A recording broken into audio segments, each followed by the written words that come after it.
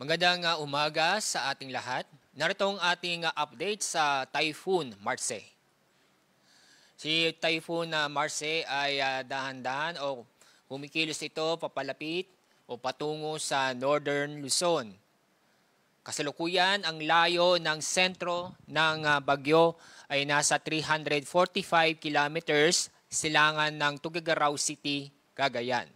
Napanatili ang lakas ng hangin malapit sa gitna ng bagyo na nasa 140 kilometers per hour at pagbukso ng hangin ay umaabot sa 170 kilometers per hour. Ito ay kikilos sa direksyong west-northwest sa bilis na 15 kilometers per hour. At sa ating sa track at intensity forecast ng bagyo, inaasahan pa rin natin na ito'y kikilos generally westward o pakanluran at dadaan ang sentro ng bagyo sa extreme northern Luzon. Inaasahan pa rin natin na mapanatili ang sa typhoon category si Marse ngayon hanggang paglabas ng Philippine Area of Responsibility. Inaasahan po natin sa araw ng Thursday afternoon hanggang Friday early morning, ang sentro ng bagyo ay maaaring maglandfall o lalapit sa Babuyan Islands o sa northern portion ng mainland Cagayan.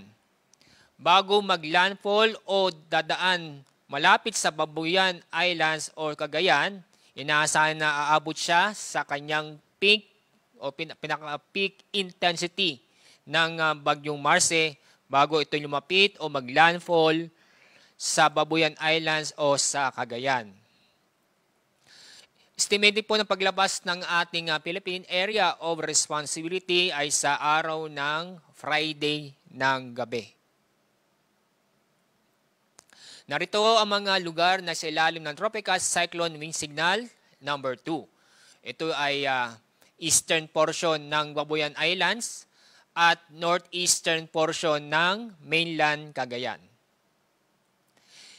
Signal number 1 ay nakataas sa Batanes, sa lalabing bahagi ng Cagayan, kasama ang Babuyan Islands, Ilocos Norte, Ilocos Sur, Apayao, Abra, Kalinga, Mountain Province, Ifugao, northern portion ng Benguet, Isabela, Nueva Vizcaya, Quirino at northern portion ng Aurora. Ang pinamataas na signal, tropical cyclone wind signal ay number 4. At depende po din yan sa development ng bagyong Marse. Pero sa ngayon, ang pinamataas na signal na aming itataas ay signal number 4. Sa araw na ito, may inaasahan tayo ng pagbukso ng malalakas na hangin sa Ilocos Region, Quezon, Camarines Norte, Camarines Sur, at Catanduanes. Bukas, araw ng Huwebes, may inaasahan din naman pagbukso ng malalakas na hangin sa Ilocos Sur, La Union, Pangasinan, Aurora, Zambales, Quezon, at Catanduanes. Sa araw ng Biyernes, minaasahan pa rin ng pagbukso ng malalakas na hangin ay sa Ilocos Region, Isabela, Aurora at Zambales. Ngayon ay minaasahan tayong matitindi o malalakas na pag-ulan. Nakikita niyo po sa ating mapa ang kulay yellow. Ibig sabihin niyan, minaasahan tayo ngayong araw na moderate to heavy rains sa Cagayan, Batanes, Isabela at Aurora. Bukas, minaasahan tayo na intense hanggang torrential na pag-ulan. Iyon po yung kulay pula. Ang mga lugar na sa ilalim nito ay Cagayan at Apayao. Heavy to intense na pag-ulan, yan ay kulay orange. Ang lugar na sa ilalim nito ay Ilocos Norte at Batanes. Yung kulay yellow, ito yung moderate to heavy rains na inaasahan bukas sa Isabela, Abra, Ilocos Sur, Kalinga at Mountain Province. Sa araw ng Biyernes, may inaasahan pa rin tayo na intense hanggang torrential na pagulan sa Cagayan, Apayao, Ilocos Norte. Heavy to intense na pagulan sa Ilocos Sur, Abra at Batanes. At moderate to heavy rain sa araw ng Biyernes sa Kalinga, La Union, Benguet at Mountain Province. Kaya paalala na patuloy pa rin tayong mag-ingat at maging alerto dahil minaasahan pa rin tayong banta o minaasahan malalakas na pag-ulan na posibleng magdulot ng pagbaha o pagguho ng lupa. Dahil sa bagyo, meron pa rin tayong gale warning.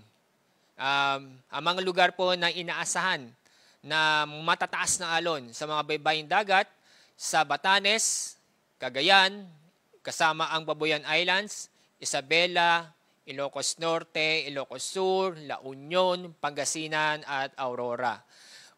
So, kapag may gale warnings, automatic na huwag mo nang pumalaot sa ating mga kababayan sa mga nabanggit na lugar dahil nga po matataas ang alon.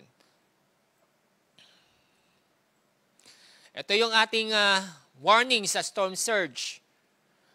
At minaasahan tayong mataas na alon sa baybaying dagat na aabot ng 2 hanggang 3 metro sa baybaying dagat sa Ilocos Norte, Cagayan, Isabela, ganun din po sa Batanes at may portion po sa Ilocos Sur.